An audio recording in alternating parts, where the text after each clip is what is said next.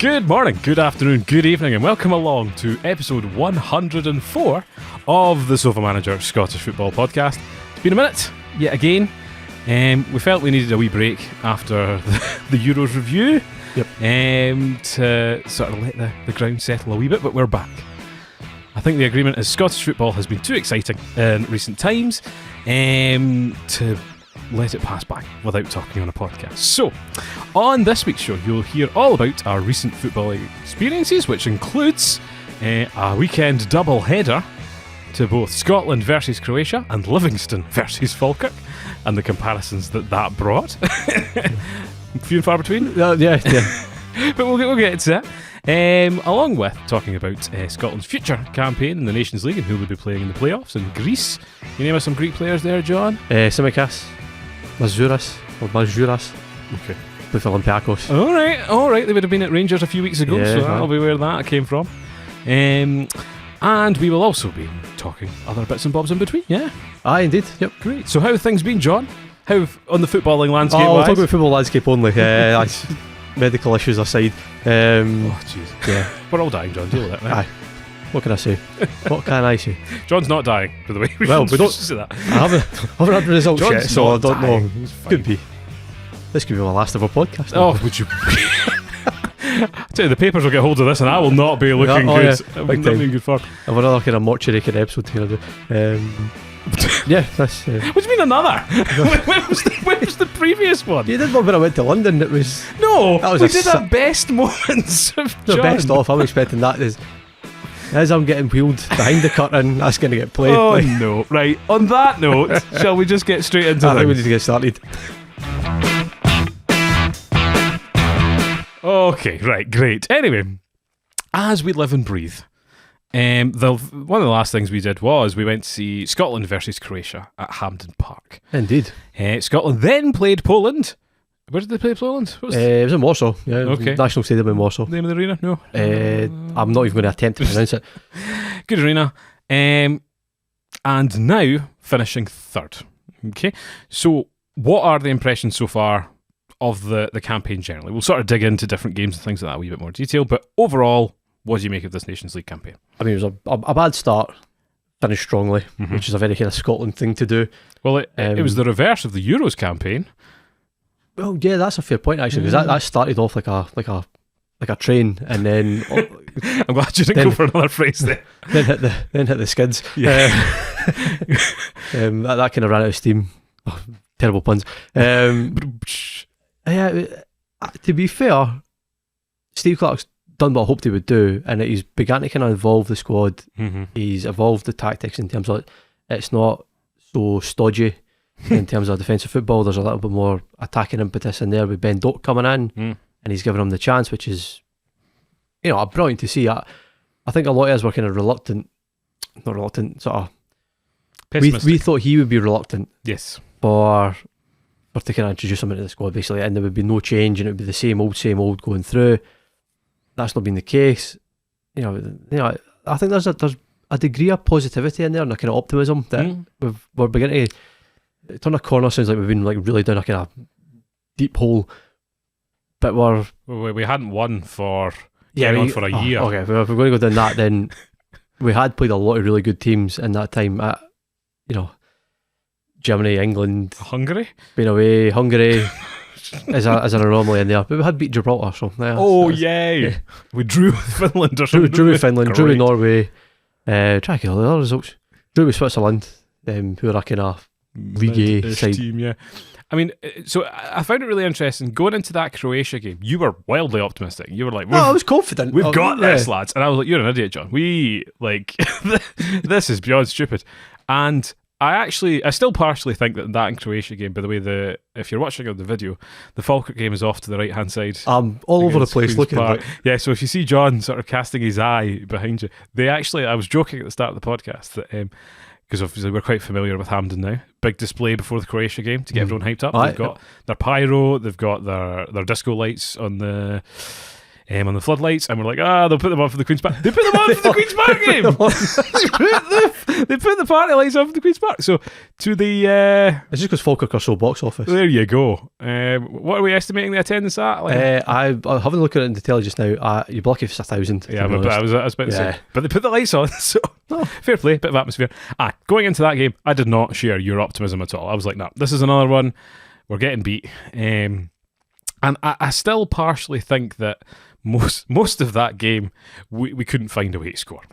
We could have played that game all day and would have never scored. And the only reason we did score is because we got a lucky deflection and then another lucky deflection. Unfortunately, Lyndon Dykes didn't get in the way from an offside position. But even at that, I do think they did play quite well second half. Second half, yeah. In terms of controlling the ball. But you're talking about Steve Clark there and coming out more positively. Do you see his comments after that game? Yeah, it was a poor performance. He said they played terribly. And I was like...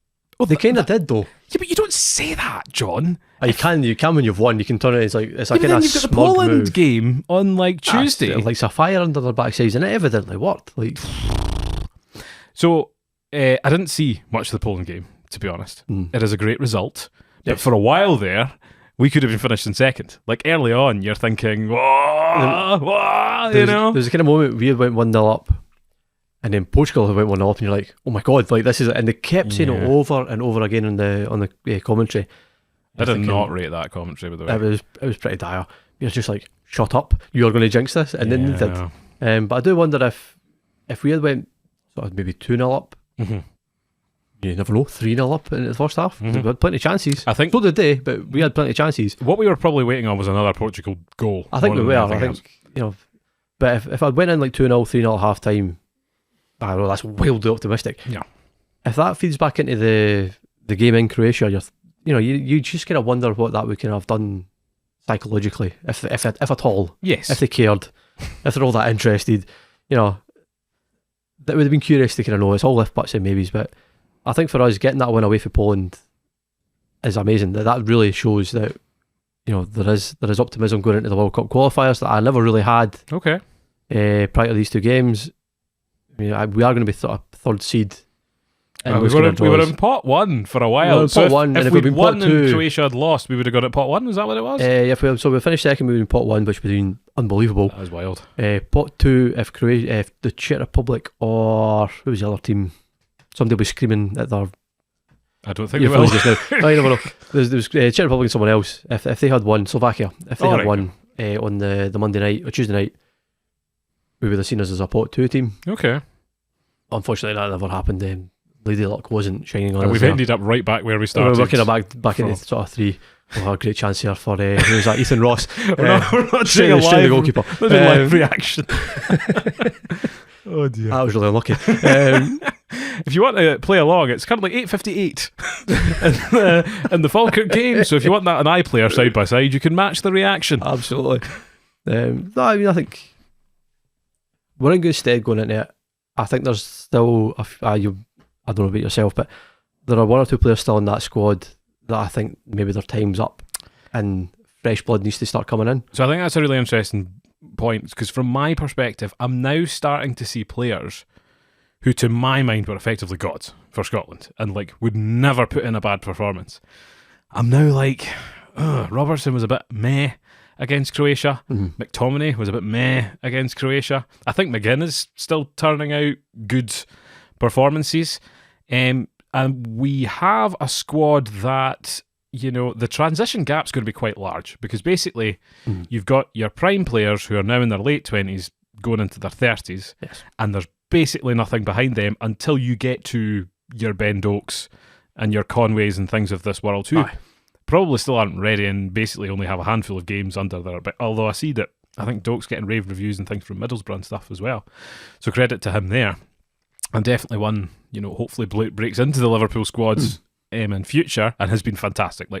Unbelievable these last few games. I mean, the particularly against Croatia, he looked a broken man after an hour, and you thought he's going to get hooked at some stage. He just looked beat, but he pulled himself together. Aye. And, his ability to kind of beat one of the best left backs in the world in Guardiola over and over again, and to take the shot, he was a wee bit unlucky with the shot. If he had maybe kept it down, he might have scored. But Was it a shot? Was it a cross? It was definitely a shot. Yeah, Okay. definitely a shot. I think at that angle, that's all you could do. So fair play to them, like, take the shot. But you're always going to get the seconds there. There was always going to be a parried into the penalty box, and McGinn's there. And you just kind of wonder, like, that would never have happened if we hadn't had that outlet at all. We would have been stuffy and it would have never finished. happened if they had 11 men on the park. Maybe. You never know. But that was them. That was my couldn't opinion at the time was that the second yellow shouldn't have stood. This was quite contentious in the group. I think combined, the two fouls don't make a red card. Was it Surcic? Sukic. Okay. Yeah, Sukic. David? Susic. So there was two Susic on the park. There was Luka and there was Petar. Oh. And I believe it was Luka who was sent off. Susic. Was it not Peter? God, don't do that to me. Don't do that to me. I'm sure I looked up earlier. Peter sounds like the right name. I only put the surnames in my notes. I don't know what one it is. From where I was sitting, or from where we were sitting, it looked like John Souttar had ran into him. On further viewing, yes, John Souttar had hit the ball up off of his upper thigh and then run into the Croatia player, who wasn't even looking at him at the time because he was awaiting a big collision. I acknowledge when you're on a yellow card, you probably have to be a little bit careful. Yeah. But given that, if Spain had a red card against them, they still would have come out and gone for Scotland in the second half. So actually still to dominate the game was still quite an impressive thing to do. Oh yeah, for sure. I mean, and I think for ourselves, you have to acknowledge just how brilliant a player in the flesh Luka Modric is. Yes. He absolutely dominated that game in the first half. Like, couldn't touch him. Nobody. Absolutely nobody got near him. I don't know if you heard the guys behind us. They were kind of comparing his performance to what Ronaldo had been in the Portugal game. And like, yeah, Ronaldo kicked about. He was petulant. He was all me, all kind of showy. And he kind of fell flat in his face when he stormed up the tunnel at the end of the game. Tremendously funny. Yeah. But when you compare him to Modric and how elegant Modric moved about that park with a ball at his feet, it's just class. It's sheer football. class. And you think, you know what? He is one of the best players I've ever seen, ever. Like, just absolutely tremendous. It's a privilege to watch him, actually. I do have an interesting footballing point to make about Tete Yengi later, by the way. So, right, we can draw some comparisons. Oh yeah, between the two generations. I think you pointed out as well, we've now seen every Ballon d'Or winner for the last 15 years, apart from Benzema. I think was one of them. Benzema's the last one. So if anyone's got any tickets to Karim Benzema, he doesn't really play for France anymore, does he? After the shenanigans with not Nasri. Valbuena. Oh God, you're really testing my memory there. It was one of the two. I think it was Valbuena. I don't think it was Nasri.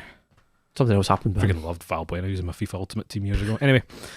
Where is he playing? Is it in Saudi Arabia? I don't know. He's been off the radar for a while. He has. He completely dropped off. I mean, he was a classy player at Real Madrid. That was a great French team back then. Benzema. I thought he was talking about Valbuena. I was like, I don't think Valbuena's in Saudi. He will retire. Yeah. I mean, actually, Croatia were probably in that first half one of the best teams we've seen at Hampden in recent times. Yes, they were a lot better than Spain. Spain won their game. It was a B team at that time as well. Aye. Were they as good as England? I think we're pretty terrible against England. Yeah. I think this leads into a problem with the Greece lineup as well, because Greece pretty comprehensively beat them at Wembley. Yes. England beat them in Athens. Yeah, but Greece had a mare. So, it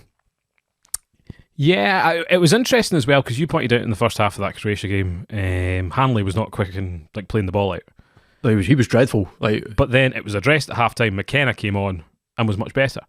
But then for the Poland game, he reverted back to Hanley. So had Hanley sort of learned the lesson by that point? Do you think? I found that really weird. I don't know if he probably sees Hanley as a meat and potatoes kind of defender, right? He just does the basics. Yes. He cannot pass forward. He's too slow. He'll collect in the ball, Souttar will pass to him, and he never looks forward. He never looks out to his fullback on the left hand side. It's either a square pass back to Souttar or back to Gordon, but then to go back to Souttar, to back to Hanley, to back to Gordon, and by that point you're getting the press on you. It's a disaster. Having McKenna on, McKenna actually thinks to pass forward. Yeah. And you can see it. I mean, I'm rather naively shouting, what a great pass. And he was like, that's what we like it. When he shelled a ball out to Robertson in the second half, McKenna. Pretty much out the park. I was like, but that's what they should be thinking. This is what we're at. We're playing against 10 men. This is the mentality. So he must see McKenna as a more attacking centre-back, potentially. Well, he's certainly got the capability of playing it forward. Yes. Hanley yeah, he'll do the basics. He'll defend well enough. Aye. And that's probably why he played against Poland, because it was more of a defensive kind of game. I would still rather have McKenna in there. I think McKenna and Suter would make a really good partnership, because Suter was brilliant over the two games. Yep, universally is what everyone's been saying. Yeah, I thought he was absolutely fantastic. I thought Billy Gilmour was really good as well. You disagree because you don't really like Billy John Gilmour. says Billy Gilmour's really good at horizontal passes, and my words to that was I'm good at horizontal passes. Like, Right. Fine. I don't see, unless you have a brilliant team of people to pass to and play ace balls into, I do not see what that boy brings. And I do not understand why he's so popular either. Like, see when they do the Scotland lineups, right? McTominay, huge cheer. McGinn, huge cheer. Gilmour, huge cheer. Why? What's he done? What's he done? He's a really good player. Is he? Yeah, oh yeah, definitely. So good. How many appearances has he got for Napoli now? It's not as many as you would want. Not as many as McTominay. How many goals has he got in his entire career? Like very little, but he doesn't really play He's in got that like position. 2 goals. Yeah, it's not much. And he missed all the time in the Croatia game. He was terrible at memory shooting serves- in the Croatia game. If memory serves, he scored a wonder goal against France, so Did it count? no, I think it was a friendly. Right, okay. So the goal would have counted. Was that not his first goal? There's some mad statistic. He's only I think got it like 2 probably goals. was. He's only scored like 2 or 3 goals, but I think for what he brings to the game, for our team in particular, like if we didn't have him there, who are you relying on? Kenny McLean to try and take the ball out for the two defenders? That lineup is so weird. Like, That's what he's there for. He's just to kind of get the ball playing. Like that's it. That's what he's there for. That's brilliant. That's what we need. but the big problem with that game is there was no penetration through the middle. The only penetration we had was Ben Doak out wide. I couldn't even tell you who the left winger was.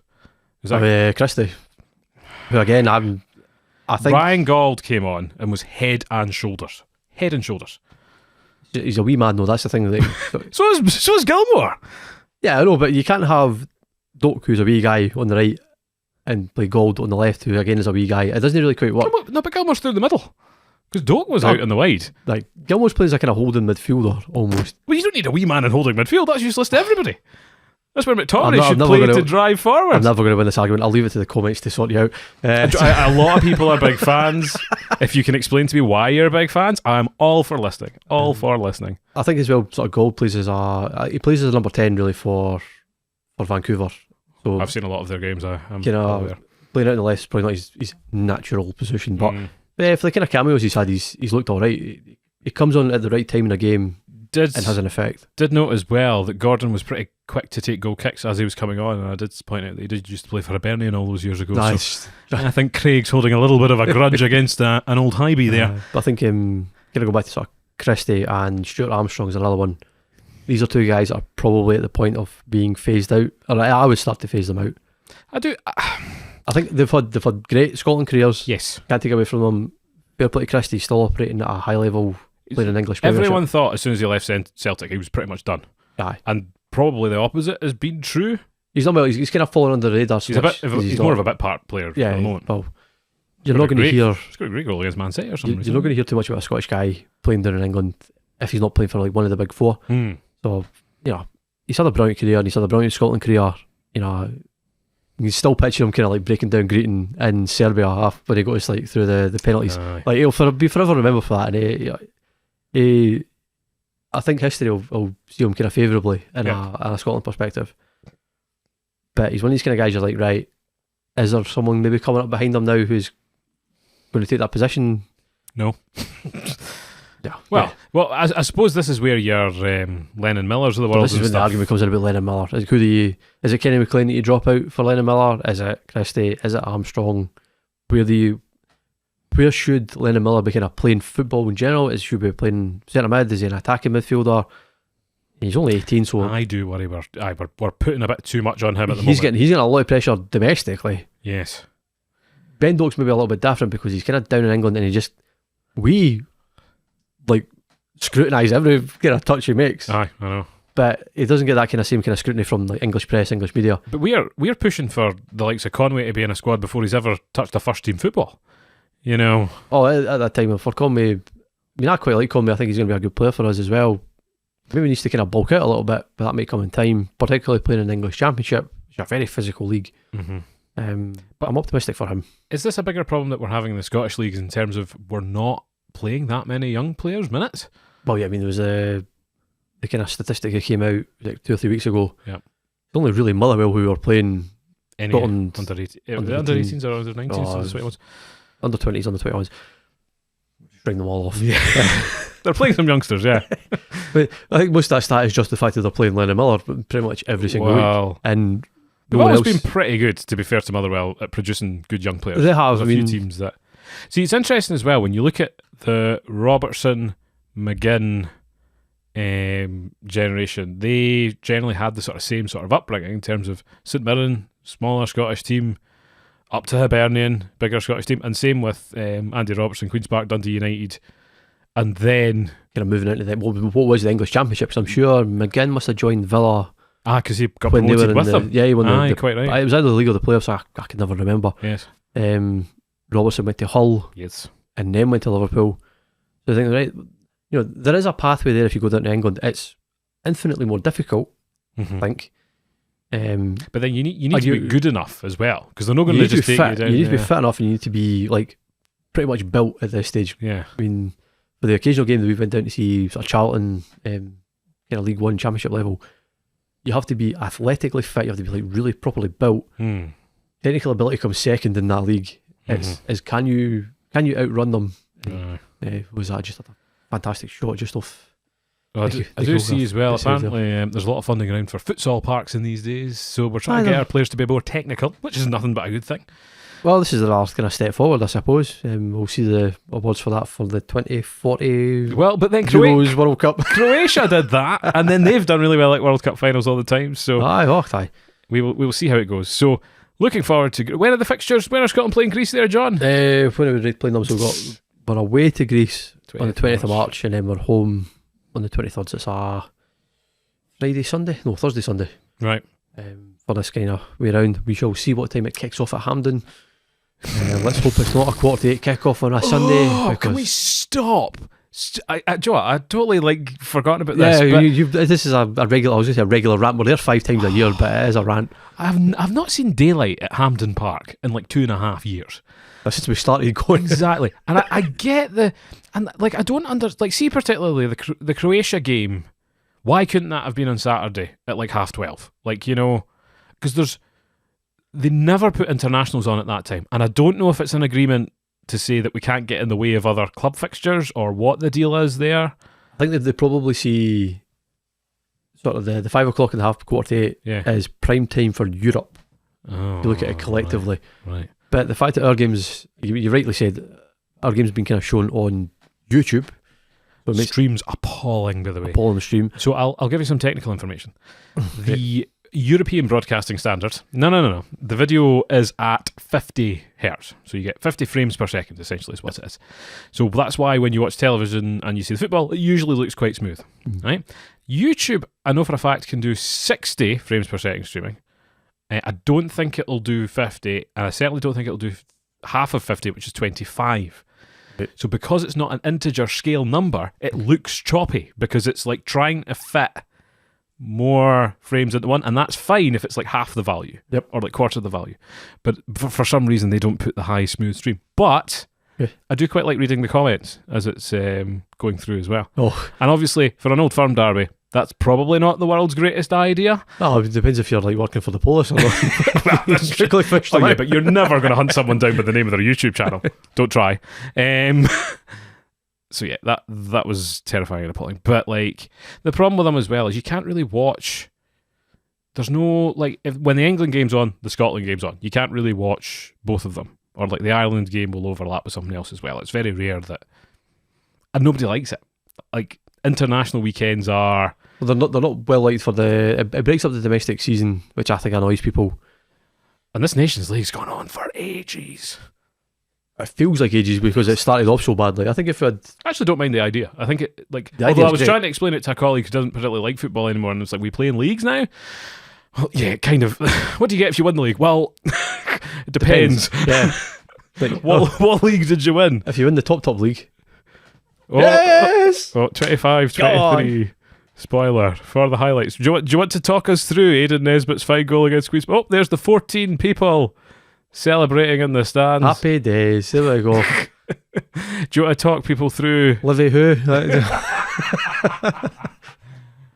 We're coming back to this later. I've just got caught it late there, so it's But every time I've looked at the screen here, they've been pretty much in Queen's Park's half the whole time. they've looked a lot better. Queen's Park obviously haven't watched their game against Livingston. All right, into the middle, we've gone out wide. Oh, that's a ball out left. That is... Oh, it's just picked up just outside the 6-yard box. Lost it in, easy.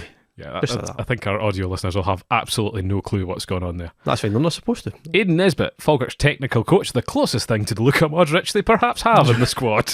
There's your comparison. I forgot about the technical coach stuff he does with that. What's his name? Sam Wardrobe. Oh, Have they still do that? wardrobe, isn't Wardrobe. it? Don't call him wardrobe. Wardrobe. I made that mistake with a client once. oh, no. Well done. Anyway. Well done. 26 minutes, Falkirk are 1-0 ahead. So we're happy that we've had that on. Yeah, I am not overly optimistic about the Greece games, in that every time Scotland have had a big occasion recently, they've let us down. Yeah, so this feels like a kind of almost like a tournament game. Yep. Which is a bit of a worry. They're going to... The fact it's over 2 legs pants. maybe helps. The second leg being at home at Hampden will either be the most glorious failure game you've ever seen. Yeah. They'll either be like coming into it with like a 0-0 draw or maybe a 1-0 defeat. Yeah. And you're like, right, just need a goal here, let's all back on. We'll lose. We will. I don't know what had happened from like when the great run of games finished through the Euros. Was like the mentality that like, you know... I think we got a little bit lucky. Like the Spain game at home in particular, you weren't playing a proper Spain team. Yeah. Right. That's a thing. But it carries the momentum through. Mm-hmm. You then qualify, it was a bit of a scramble to qualify, and suddenly the pressure's off. And I think you kind of seen that, particularly in the Finland game. So do you think they thought we've done what we need to do here? We've done the job. We've done the job. There was no intention. Yeah, there was a huge amount of kind of pressure just taken off the shoulders, and they probably took their eye off it a wee bit. That was my kind of sort of take on things. I was a bit unlucky there for Calvin Miller, 20 yards out. Oh dear. Edge of the box there. Was he a Celtic player at one point? He was. I think he played for Morton as well. Yeah. I vaguely remember standing at the wee Dublin end at Capello. Uh-huh. We're going for a tangent here. We should actually just do this on Friday night games, just simultaneously live stream and chat alternate chat commentary. absolute rubbish about the Yes, but I think people... I don't know if people are interested or not. well, okay, but you Calvin Miller, you're at Capello. Yeah, so Calvin Miller, and I think Aidan Nesbitt as well must have been playing for Morton at the time as well. Oh, right. I remember both of them absolutely roasting, what was the left back called? Tony Gallagher. Oh, yeah. That would have been, God, what season would that have been? 16, 17? Would that have been the interim when... Was it Totten took over very briefly? No, so this was it was Houston's last full season, so it was the season we got beat by Dundee United in the playoffs. So they had I was thinking about that the other day. there was one of my favourite away kits they've ever had. It was like this right. white with the blue and red stripes going down the middle. It was Class. when the Falkirk fans clapped off Falkirk against Livingston. They'd Yeah, been I was raging. pretty poor. But I still remember at the end of that Dundee United game, everyone clapping them off, and I was... This is where I vaguely supported Falkirk. Things have now changed. Aberdeen are better. That's it. I don't... Oh! Sorry. It was a handball in the Queen's Park box by a Falkirk player. But I glanced up and was like, handball! You know your football Bad timing. fan reaction. I'll never forget the Dundee United fans were so loud with that like falling in love with you chant. And I was so raging. Where the heck? Where did we? Where were we? We're on a tangent there. We were Greece. Talking about Greece. Bottling games. Yeah, to be honest, They're a pretty good team, Greece. Greece look alright. They looked really good against England at Wembley. Watched the game. And it'll be a tough away day as well. Yeah, more ways than one. Cue the anecdote, John. Man on the inside. No, hold on. Qualify that statement, please. Man. Well, did you see the picture of the cages? Anyway, the hands across the divide type thing. My friend Ryan. Not to be confused by my friend Gary. Our friend Gary. Aye. So my friend Ryan. He's a England fan for his sins. Yeah. I hate that phrase. England Supporters Club. So he gets to sort of most away games, and he was at the Greece away game, which I think probably went down was I would imagine probably one of the worst experiences he's probably ever had at a football game. They were told to be there 2 hours before kick-off, which they were. All of them were. Yeah. There were then 3 turnstiles open for something like 3,000 England fans to try and sort of filter through. As ever. And you can imagine the kind of checks that would be going on. Yeah. To get in. The riot police were all there, fully kind of armed and ready to go. They were getting more and more kind of agitated as things progressed. They then decided to tear gas them. They then got the dogs out and were starting to kind of threaten them. Random people were getting pulled out the queue for whatever reason. It just looked horrendous. Like, you know, all kind of joking aside, that really kind of puts you off going to these kind of games, and maybe that's the point. Maybe it's to intimidate you a little bit. But particularly now, I mean, I've never experienced that kind of thing. I thought I would have at the Euros, and it was all absolutely fine. I think none of the Scotland games are really like a high. I don't think we're quite this kind of high risk. I mean, it would probably be different for a Scotland fan going. Yes. But you just kind of look at it and you go, yeah, you run the risk. And you see, even like, so I haven't seen anything. I don't know what the Rangers fan experience would have been in for the game against Olympiacos. Aye. I don't know what that would have been like for them. I mean, the places fans in the continent are quite... Fans in Greece are pretty wild on their they're own. nuts. So I think the level's already set there. That, right. Irrespective if you're foreign or not, because like some fixture, is it Greece or Turkey? They've like literally abandoned stuff recently because Greece and Turkey hate each other with a burning passion. Aye. Cyprus and Greece love each other. Cyprus and Turkey hate each other. Turkey and Israel hate each other. Okay, that whole kind of area. I mean, it's kind of like the kind of that kind of region all despise each other, and then you move into the Balkans, they all hate each other as well. Okay, it's really bizarre. I meant that the domestic Greece football fans are pretty crazy as it stands. Oh yeah, okay, that as well. Like, and the Turkish domestic fans are pretty crazy as it stands. I was glad we avoided Turkey actually as an opponent. That was one of the options. Again, they look quite good at the Euros. Yep, I would have been quite concerned playing them. I was kind of hoping for Austria because actually Austria's an away day would be probably quite civilised. Climb every mountain. Sound of music. The music, yeah. I don't know if you do that. That would be Salzburg. Might be Salzburg. Salzburg's I don't know. Music. I don't think they've got a national stadium. They must move it around. Vienna. Oh, I said Vienna. So Vienna's a national stadium. Okay. But they might move around for a Scotland game. No, Vienna, you go cafe houses, and then it's like all Soviet spies and stuff like that. The Ultras Guide to Vienna. Vienna would have been brilliant. See, in the 60s Lovely and 70s, pastries. One of the best places to be, I think. Okay. Part of the Cold War. Anyway, we're back to Greece, okay? Right. What do you think we're going to do against Greece? A valiant effort that will ultimately end in failure. Okay. So I think we're kind of at that stage. We're on the same page. We will see. We would love it if we won, but we feel like they're bottlers, so we will see. Right. Two more domestic issues then. Domestic, yes. 2 games of the weekend. You're targeting like 50 plus games this year, aren't you? If I can go over 50, I've done quite well this year. Imagine that, over 1 football game a week. It was quite something, especially given the summer breaks.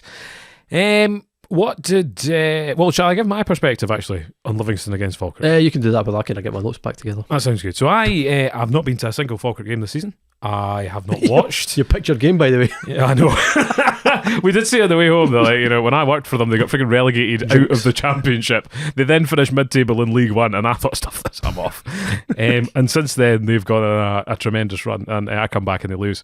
So yeah, I'd heard wonderful things about this Falkirk team, and I was like, right, great. This will be like watching your Aberdeen or Celtic, but in championship form. And to be fair, in the first 5 or 10 minutes, they looked pretty good. They came at the traps. Yep. Zippy football, creating some chances and things. And then for the next 40 to 35 minutes, it was not so good. They were sort of bullied off the ball. Livingston came to play some quite physical football. And certainly, I kind of had that discussion with you earlier, that the two teams are built in very different ways. And I think the experience of Livingston won through in the slight naivety of Falkirk there. And stubbornness as well. Yes. I think that's a factor. I totally agree. I thought we started quite well first 5 minutes. I thought, if I'd got an early goal, maybe it would have been different. It's always these things. But after that, I mean, it was Stevie May, I think, putting an absolutely unbelievably bad challenge. He did not play. Oh, I was foot. He came up high. That on another day might have been at minimum a yellow card if it made contact. It was definitely a yellow card. It was out of control. That set the tone. That for some reason sparked them into life, and it put Falkirk on the back foot a wee bit.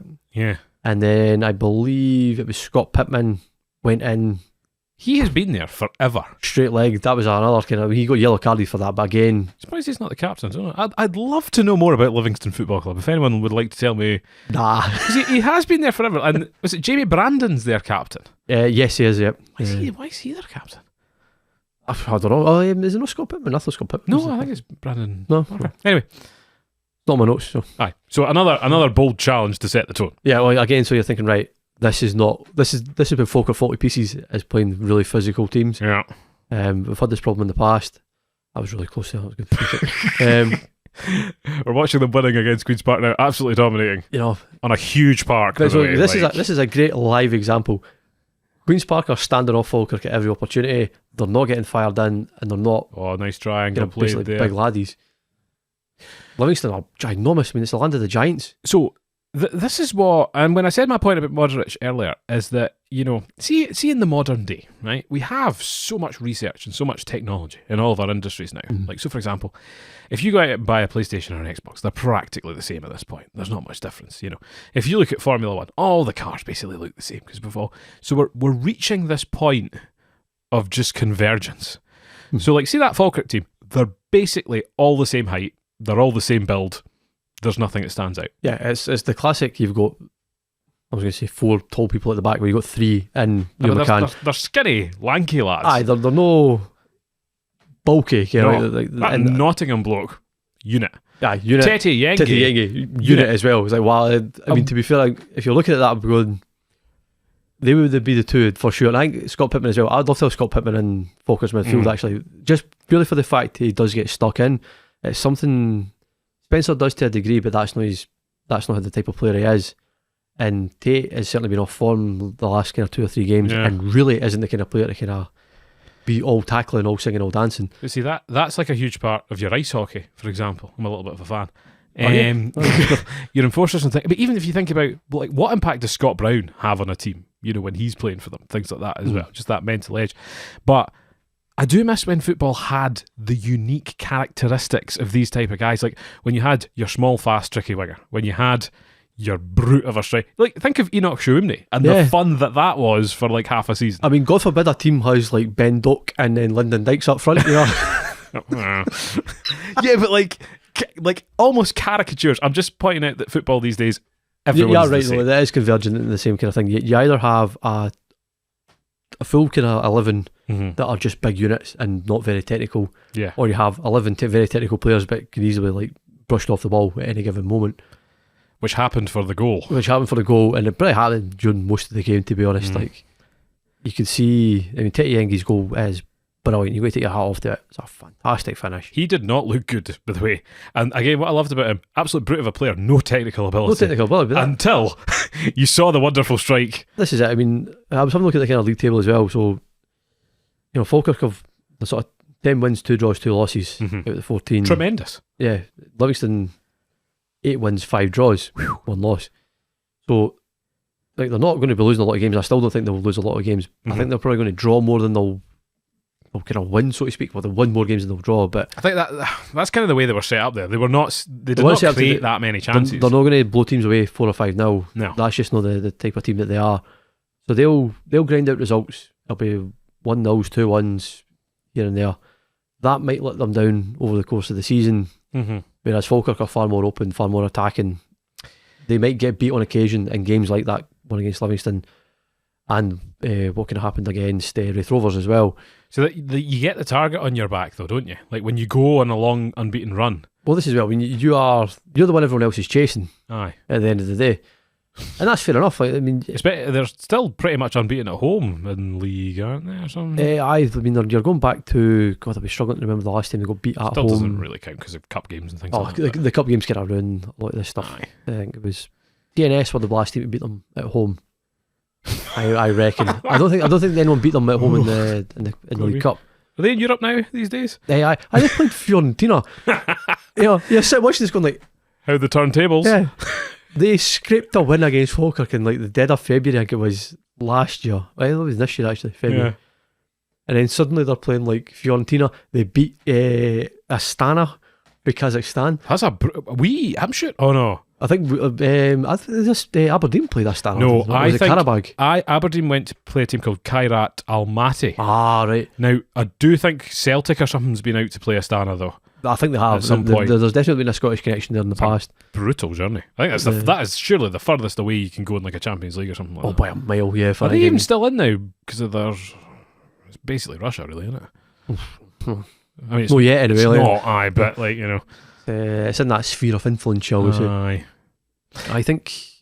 Well, I'm not going to think. I don't know. What were you going to think about? I was going to say, like, it's.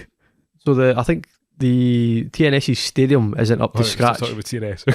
It's just because I'm sure it was either the weekend before or the weekend after. Charlton were playing Shrewsbury, Of course. and Right, how the heck have we done this in the space of a sentence in terms of Astana, no Kairat Almaty, TNS's stadium, Charlton were playing Shrewsbury that weekend. right? So because I've been liking a few bits it's about the kind of Charlton. What's that? That's game. Zach Rudden. Aye, Mind him. baldy like myself. He wasn't at the time. I started getting some like stuff like popping up from like Shrewsbury's own kind of feed, and it's like, yeah, tonight we're hosting Europa Conference League football, and I was like, sorry, what? I thought it was like maybe a women's game or something like that. No, TNS have to play their home games at Shrewsbury Town. Because it's or the stadium's in Wales or something, isn't it? No, TNS are English. No, but Shropshire. They play in the Welsh League. But Shrewsbury not like some. Shrewsbury's on the English border, but it's in. I thought there's Shropshire as well. one team that their stadium's like in Wales, but they play in England. That's Hereford, I think. Okay, there's someone I knew that for a fact. Their car parks in England and the stadium's in Wales. There you go. Anyway, the narrative around Falkirk, because again, in my head before I went to see them, I was like, oh, they are like Aberdeen Celtic. They are flying. They're away with this. It's going to be a matter of when they're going to win the league, not if. One match, 3 points, the difference now. Yeah, this is it. So suddenly the kind of optics completely change. It could have been 9. That is a 6-point game if ever there was one. I indeed. know that the outcome would have been exactly the same, but it feels ginormous. It changes the whole psyche, the whole thing. Like, it's going to be like that. Suddenly, you're cruising to the Premiership. Suddenly, kind of falls to pieces. That is a Billy Gilmour strike if I've ever seen one. No, that's a more kind of. It was actually Billy Gilmour. About that kind of same place.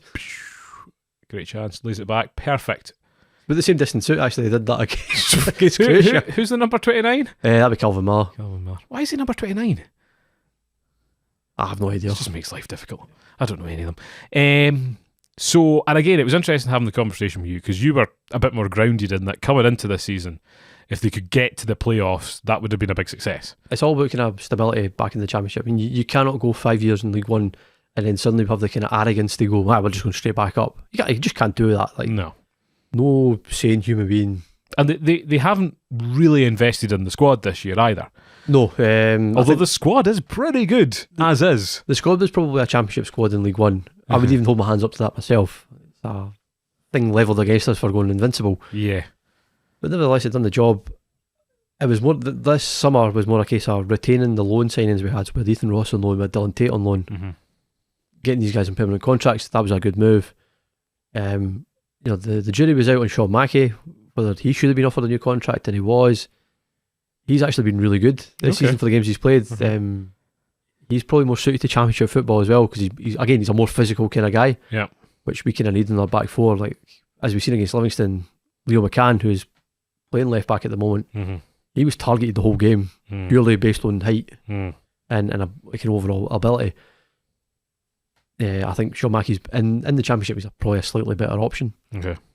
And he signed Michael McKenna, which I think's that's probably been the dud signing, and him and Ryan Shanley, who I'll be interested to see what level Shanley falls to. He tries. Okay. Let's leave it at that. He tries. So he's not got the ability for this. He's not really. He's not got out for the SPFL, I don't think. Again, it's interesting when looking at how Falkirk and how Livingston have built their squads. Livingston, there's a lot more higher level, experience in that. Maybe they've played in the Premiership, maybe they've played in the English Championship, or something like that. Whereas Falkirk's a lot of sort of journeymen in their prime that have sort of had success in the Scottish leagues, know the Scottish leagues, and have come up through that, but they've never tasted the Premiership before. But then, is there a big step between the top of the Championship and the bottom of the Premiership? Again, weirdly enough, it's physicality. Because Yeah. Livingston is the absolute example. I mean, that is a team who is scraping the barrel at the bottom of the Premiership. Yeah. See the size of them and see how they beat us. You know, we would have to be competing against that on a weekly basis. Yeah. And I know we've taken scalps against Hearts and Dundee United as well this season, although Dundee United were very much at the And the sort of Diddy Cup. the kind of genesis of their season. So there would have to be a big rebuild really to kind of go through that. I mean, you know, potentially a new goalkeeper. Certainly need to look at the midfield and a striker as well. You know, but you would have the money to kind of do that. Being in the Premiership, you'd be able to kind of start bringing in some guys. Yeah. And you at that point you're kind of taking the cast offs from others. So you'd be looking at it going, right, who's been released off St Mirren, Aye. you know, Kilmarnock or something like that, and you start to. That's how you could probably see Falkirk building themselves Yeah. at the beginning of the Scottish Premiership Well, and taking it from there. It would be fantastic to see them back. I know I'm itching to see some more Premiership football. I mean, it would be good. I mean, you'd be kind of, it's kind of these kind of things. And I remember my dad saying it to me first time we were sort of promoted into the Premiership. It was like, you're definitely going to see a lot more losses than wins this season. And you're like, oh yeah, there's a completely different sort of change of mindset. But like we grew up with it, and they were such a brilliant football team, even though they were kind of rubbish. Like They were good in their own way. It was one of these kind of things. It was a typical Falkirk thing. It was Icarus. It was, right, we're going to push top six. And it was just let's put everything. that quote next to a bar, by the way. Yeah, it was too much too soon. Trying to bring in all these kind of guys, and it just wasn't going to work. It was spending money for the sake of it, and it fell flat on your backside after 2 seasons of doing that. It was crazy. You've got to ride the wave whilst it's with you, though, don't you? Like, You've got to make the most of it. You've got to cash in as much as you can, merchandise, the whole shebang, Do you know what? make your money. I was Like, about to honestly. say, like, looking at Aberdeen recently, they've tried to have these sort of like fan zones and things like that to sort of capitalise on what they're doing, and because they're aware this is not going to last forever. We need to get as many bodies as we can You get full cooked. through the door, exactly. And again, atmospherically, there's a whole different feeling to the club now than when, you know, they were in the doldrums of League One several years ago. Aberdeen are putting so much effort into I meant making Falkirk, but okay. the kind of match day experience. Oh yeah, They're probably doing more than any other club at the moment. they had pyro. Like Right. they had like the Hampden Fire for that Rangers game. But it's the pyro, it's the displays in all the stands as well. Like Big flags. you've got the red shed, which looks good. You're going to have to forgive me for trying to name the other kind of stands. What's the other end stand? The Richard massive one. Donald. Richard Donald. I mean, what a size that is, by the way. I remember the first time going to Pataudon just thinking that just sticks out like a sore thumb. But that's what gives them the miraculous 21,000 capacity. It's the same with Motherwell. Motherwell has a slightly smaller Giant version stand. of it. It's like, this just looks ridiculous. It's so out of place. I don't know how they come up with it, but I suppose there's that thing. If you design a football stadium demographically, you actually sell. If you could sell more cheaper tickets in the end stands, you'd fill them better than you would the more expensive main stands. Yeah. So ironically, if you did build one, it's the sort of Tottenham single-tiered End stand. Aye, The you kind know. of cop type thing. Aye. And I tell you what, because I was thinking about this recently, because this new Everton stadium's copping a bit of flack for looking quite generic. Aye. Like a Tesco's. And basically, you would have probably said the same about Tottenham had they not done that at the end. Yeah, well, to be fair, Or it would have been a rip-off of Arsenal Stadium, really. the outside of Tottenham stadiums. Which in its turn is the rip-off of the Stadio de Luge. That's a bit, yeah, that's a fair point. It's totally the same. Yeah. I think the Deluge is actually bigger. I mean, Spursy Stadium on the outside is quite impressive, actually. Like, You went, didn't you? You paid like 80 quid for a random... no, it was only £20, I think. It was a Oh, yeah. Europa League qualifier game. I knew it was a European game. Who were they playing? Was it Estoril or something? It was a Portuguese team. It was at the time when this is when they thought Harry Kane was really going to leave, and then he was suddenly named on the subs bench. Oh, right, aye. Oh, dear. It was his last season at Spurs. How the mighty hath fallen, by the way. Aye. I think I think it was Pacos de Ferreira, wasn't it, Estoril? And they were actually getting beat, I think, off the first leg, and then they came back to win it. Right, the stadium, John. The stadium's actually really impressive. There you go. The problem with that is it's the surroundings. It's such a run-down area. Aye. There's just this shining beacon plonked in the middle of Hackney. But someone pointed out the other day that there's... Hampden's the same. But they pointed out, though, that there's no better feeling than walking through terrace housing and seeing this massive I mean, you've seen the arena. shine coming up there. It's brilliant. I mean, Like Hampden's... See, if Hampden was on top of a hill, it'd be like super cool. And it's just it's kind of up and over. Yeah, it's kind of like almost kind of built into the valley, Yeah, and you a feel little like it could be. They could have done a better job, but that's a story for another day. I like it. One thing I never actually asked you, and I was going to ask you this. Yeah, we were talking about the actual Scotland game. What did you think of the atmosphere, or the atmosphere across all these games? Because we've sat in the East Stand, which is, I would dare say, slightly more family orientated. It's kind of gentrified. In that you sit down, you don't stand up. I much prefer that. Do you? Okay. As a small man, like I'm always having to reposition myself to You don't want to and stand as on the seat well, like the kids. Like, see when we are celebrating that goal, and you two so for context, John is 6'1". bang on 6 foot. Okay, John's 6'1".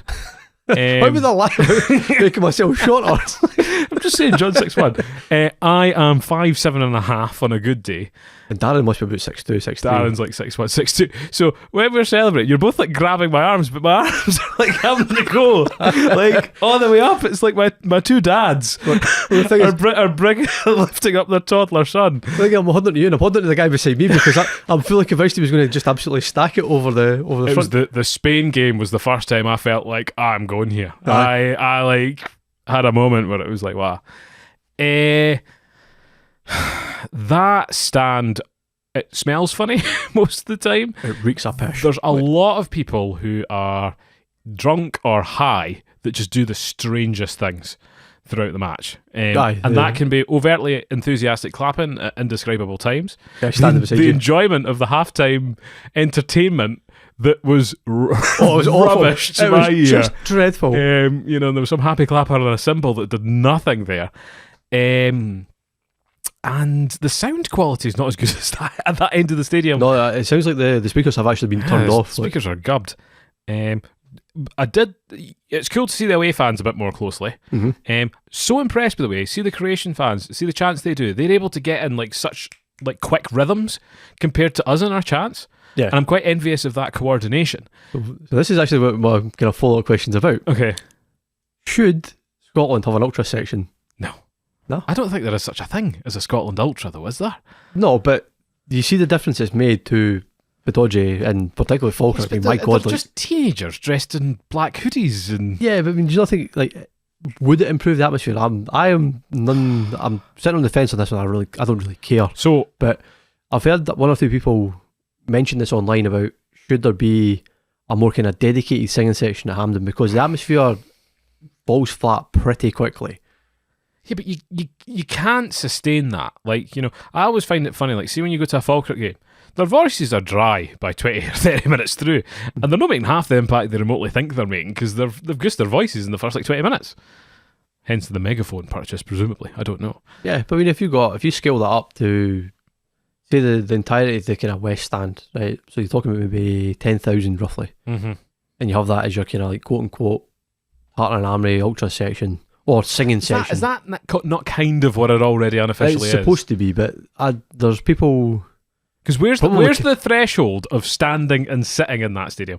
Where does the row of seats decide? Should that exist? I have no real opinion on it. I mean, you pay your money and you can do what you like. But when we were at the Falkirk game at the weekend, not far to the right of us, there was standing. There's a very kind of definitive stop. Yes. And then that's it for the rest of the great thing about standing is you don't have to stand up and sit down. For People are 40 moving million past people, that really got my goat. And people were standing on the seat behind me and I was trying to break their toes every time I lifted the chair up, which was annoying. But then there was also people to my left, near the centre of the stand, standing as well. If you go further back, Yes. further up the stand, yep.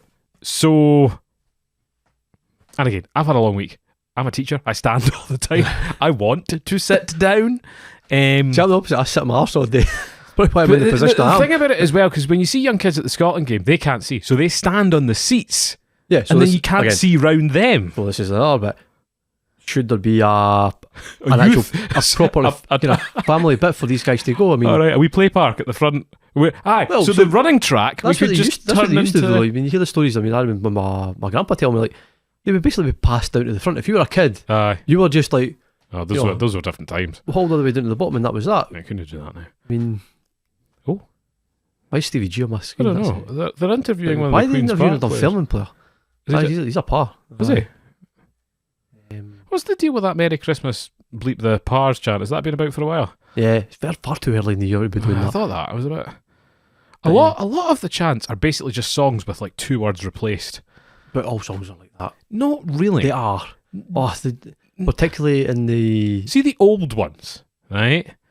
What old ones? What are you talking So about? like the main one that they do that I don't know the words to, but it's like I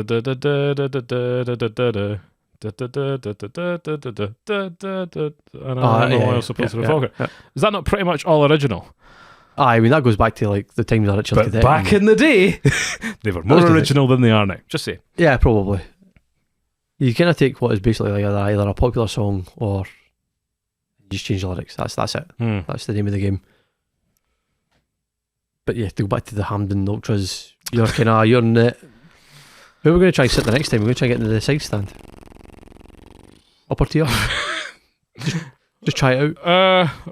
I'll leave it up to you. I'm going to need a pair of binoculars at that point, frankly. We'll try and get us into the... Is that the north? No. West stand. Is the north one's the hardest to get into, isn't it? Aye, that's the side stand. I think that's the north stand. Aye, so that one's the hardest. So if we can get tickets for that, that'd be good. Aye, that's... Get the memberships in there. Okay. Well, we'll leave John to get to that. I'll be the one organising as usual. Here we go. So I'm guessing if we kicked off about this time the Falkirk game started, we must be about 45 or 50 minutes through here. I think we're at least 50 minutes in. Okay. So you can tell we're kind of winding down. Yeah, I know. This has been quite a good podcast though. We've got quite a lot of asides. We've gone all over the place. My mind is spinning with all the social clips that we'll get from this. If you have made it this far, give us a like, a subscribe and a comment. It helps with the algorithm. Not that we really care, to be frank. This is more of a hobby than anything. Yeah, this is it. It's, but yes, gets it off our chest. We'd be keen to share your thoughts and opinions and discuss them with you. Let us know what you think of Billy Gilmour and the Hampden Ultras. But it is a thank you very much for listening from me, Paul. Yep, all the best, guys. From John. It always stays the same, doesn't it? Or love from John. Like a cosy hot chocolate on Christmas Eve. Anyway, have a good evening, a good afternoon, and a good morning. Did you do that right? Good evening, a good afternoon. Yeah, because it's evening. Whatever.